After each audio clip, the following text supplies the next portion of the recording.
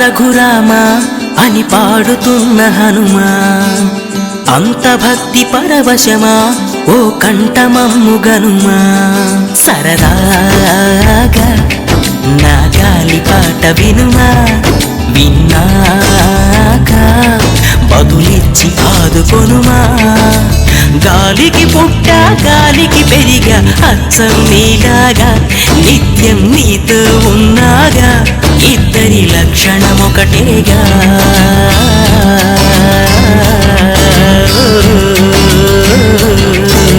రామ రామ రఘురామ అని పాడుతున్న హనుమా, అంత భక్తి పరవశమా ఓ కంఠమమ్ము గనుమా.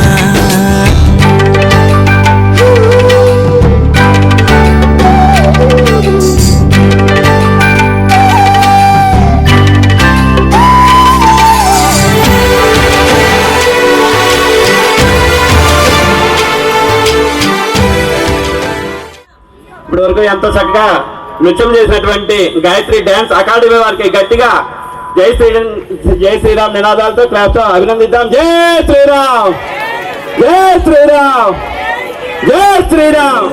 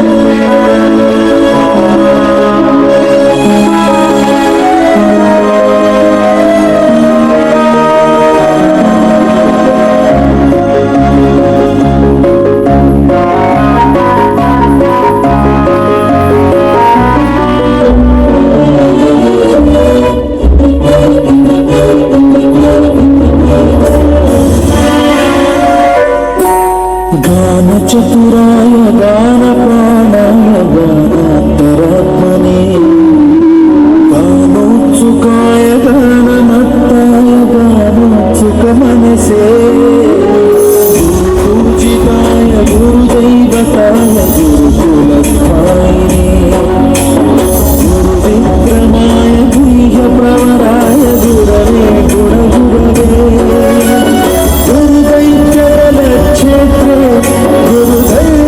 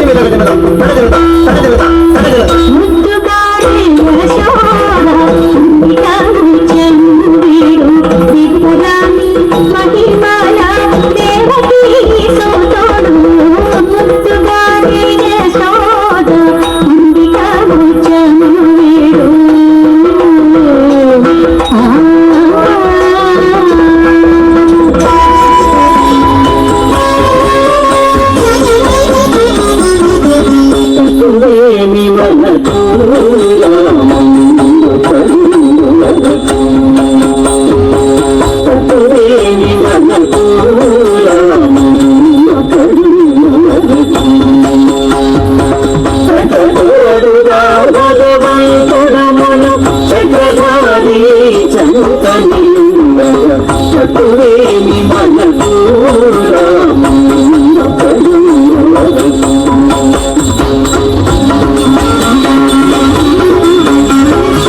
ముచ్చు సోమకుని గురు చంపిన ఆ మధ్యమూర్తి మన పక్షము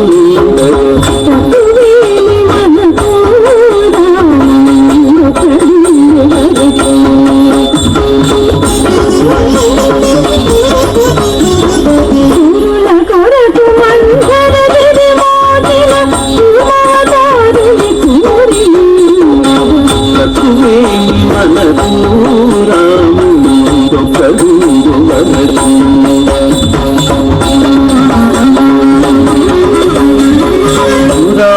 కనక నేత్రుని చూసిన బారాహుడే మనవాడయ్యుండ